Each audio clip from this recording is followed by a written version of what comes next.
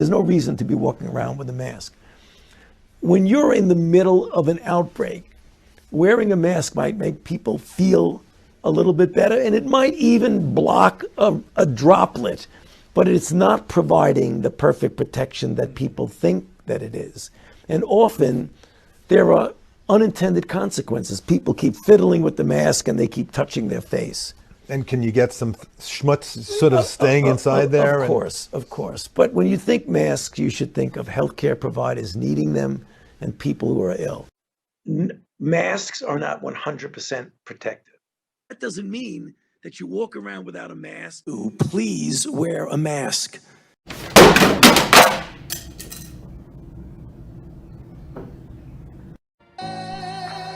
Ladies and gentlemen, the President-elect of the United States, Donald John Trump.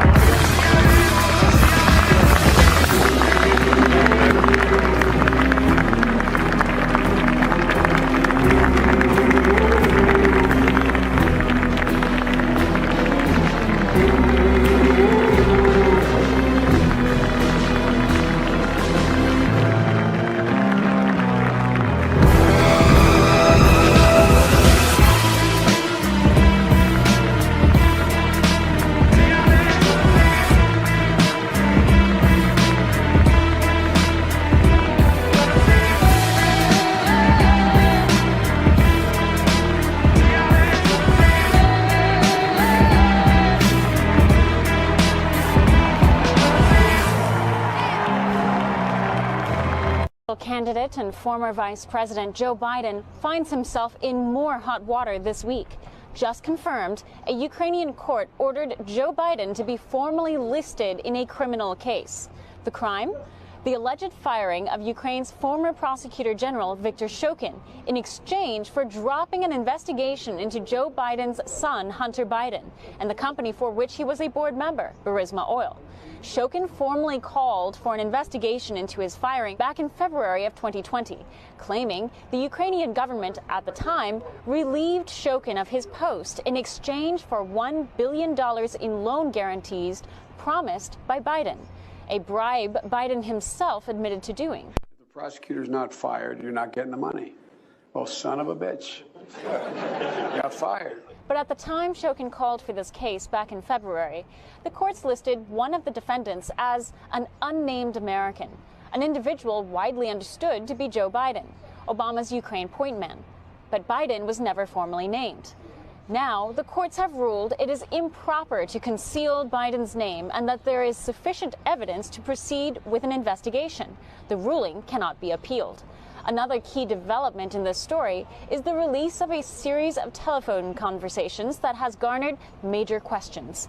Andrei Derkach, a member of parliament in Ukraine, in a press conference Tuesday released what he says appear to be voice recordings of then Secretary of State John Kerry, Vice President Joe Biden, and then President of Ukraine Poroshenko, discussing the Burisma case and discussing the removal of Viktor Shokin.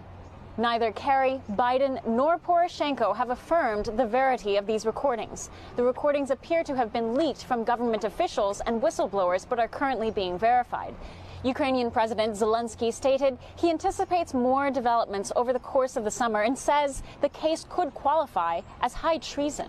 Candidate Biden has yet to respond to this latest development. Chanel Rian, One American News, the White House. I mean, think about it. Right now, there are over 60 million Americans who live in a state that has a stay-at-home order or a curfew. In Ohio, you have to be in your home at 10 o'clock. In Pennsylvania, when you're in your home, you have to wear a mask. And in Vermont, when you're in your home, you don't have to wear a mask because you're not allowed to have people over. So government's telling you when you can leave your home, who you can have in your home, and what you have to wear while you're there. If that isn't an assault on your freedom, and we find out the states that are doing this have worse numbers than states that are actually opened up and allowing people to exercise their liberty, open their business, and exercise freedom. That is the fundamental issue at stake here, and I'm glad the president's talking about it. We all need to be talking about it. Let America work again. Make America free again. That's what we should be focused on. Right. And I fail to accept this premise that somehow government cares more about a small business owner's employees. Government somehow cares more about a small business owner's customers than the small business owner. It's just ridiculous. We need to make America free again. Focus on that. Talk about that. And I think the American people are starting to get it and starting to push back. Terrifying, horrific. Tonight, we're really running out of words to describe the magnitude of this health crisis unfolding right now in California. The state shattered its record for new cases today with 51,629. That is enough people diagnosed in one day to fill Dodger Stadium. California also recorded a record number of deaths today, 393. That's nearly 100 more than yesterday's total. We begin our in-depth coverage tonight with a look at the crisis in LA County hospitals. That's right. KCAL 9's Leslie Marin is speaking now with people on the front lines of this fight. From LA County USC Medical Center to Cedars-Sinai and Providence, St. John's, and Santa Monica, hospitals all across LA County are on crisis mode tonight. Our hospitals are under siege, and our model shows no end in sight. In LA County, there were 138 deaths, the highest single-day record since the pandemic began. And now 4,656 people are in the hospitals, the most since the pandemic began.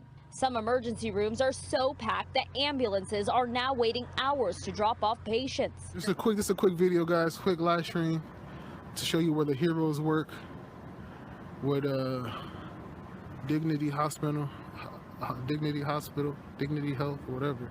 They have no dignity. Dignity. There's no dignity. We're gonna ask the security guard if you know anything. Just the news. Oh, you find that? Yeah. I'm just asking. You see, so you want to let the people know they're curious about all these people coming in and out?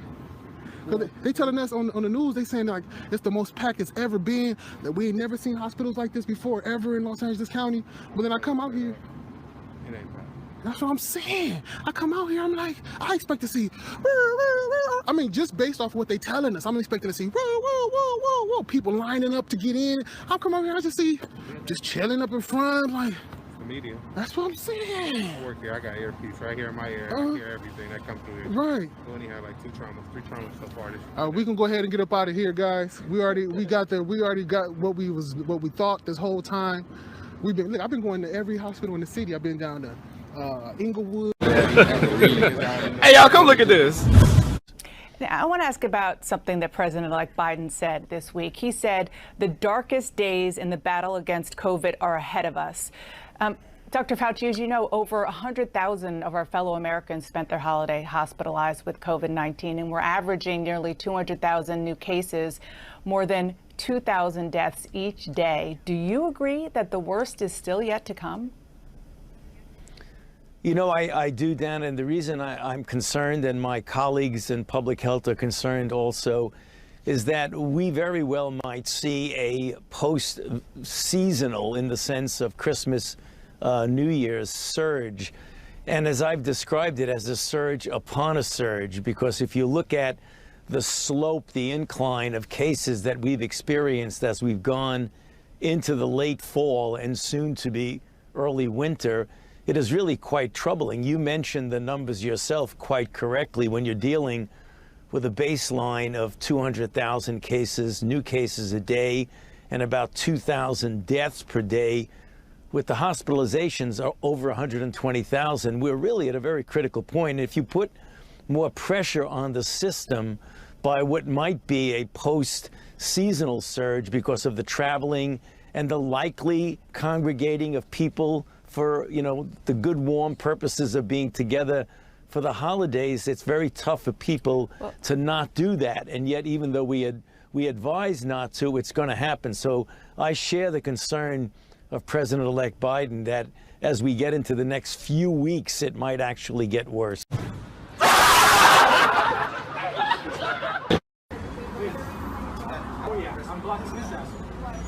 Yeah, because he wants to come in here and say no one can work, so he can't work either. Where do you work? Bread and barley, right there. Are you, what's his brother? I'm Carlos Roma. This guy. The owner of Part of Harlem? Okay. So you're the owner of the Canada, right? So this guy's saying that you can't work? Yes. Health department.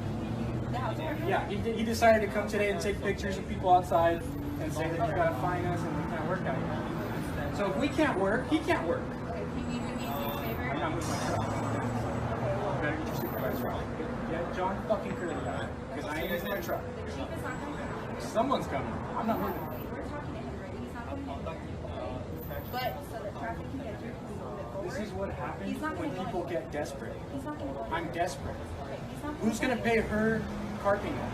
Who's gonna pay my cook's rent? Listen, I will get a supervisor out here for you, but just so it's not hard on us, so traffic can go through. I want it to be hard on everyone. I want everyone to see how hard this shit is. Everyone that wants to come out here and eat, they can. Everyone that wants to drive down Citrus and visit one of the restaurants, but they can't. This guy needs to know how hard it is. That's what he needs to know. You're out here enforcing, doing your job. Did you get a paycheck on Friday? Did you get a paycheck? My people don't. I bet you got a paycheck, didn't you? You're just doing your job, right? We're all in this together. When I go to the bank, do I tell the bank the health department said it's okay? The health department said I don't have to pay you? The health department said I can't make a living? Hey, sir. I can't make any money? Sir. Is that what I tell the bank? Sir, can you step up here for me, please? What do I tell my employees? What do I tell my employees? He's out here enforcing it. You don't enforce a fucking rule without any consequences. Sir. There's consequences to everything in this world. Can you come out over here, please? There's consequences. Sir. Do you know the consequences? They can't pay their bills. Fuck me. This isn't about me. They can't pay their bills.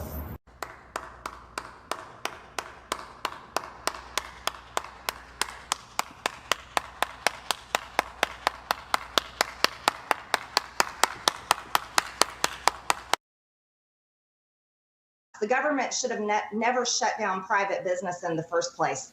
And so it's their responsibility to help Americans who have been forced to stay home and can't run their businesses, can't go to work and get a paycheck to pay their mortgage, to pay their bills and pay for their family. While the government, Congress, and everyone that works and receives a government paycheck, that paycheck keeps coming. But you know how that paycheck is funded? It's funded by hard-earned tax dollars. So yeah, Congress better step up to the plate. And then another thing that needs to happen is they need to stop the ridiculous waste and money sent in foreign aid every single year. You know what? Americans don't go to work every single day to send billions of dollars overseas to other countries and fund things like gender programs in Pakistan.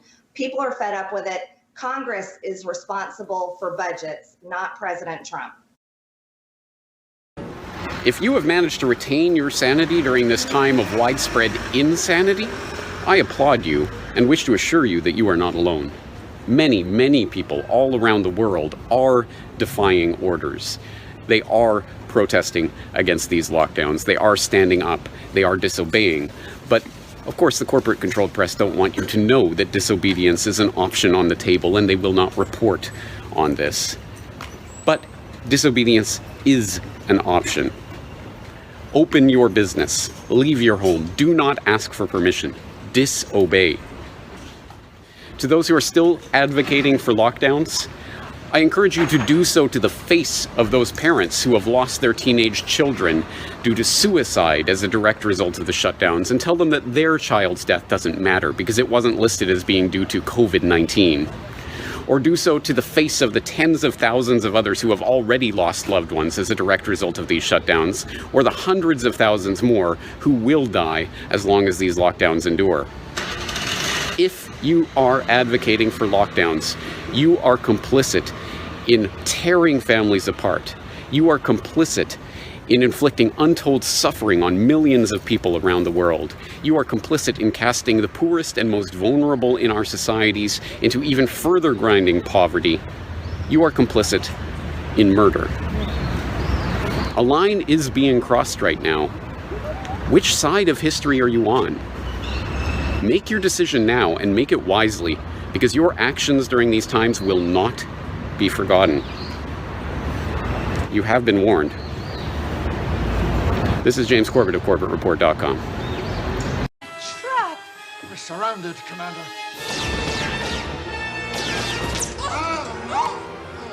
It's a cold meltdown, sir. It can't be stopped. Surrender may be our only option. No! Never give up. Never surrender. You order, sir? Sir, who orders? Unleash the Kraken. At the top of my lungs, I'ma say, yeah. Trump 2020, Trump 2020. Let's go. Trump 2020, Trump 2020.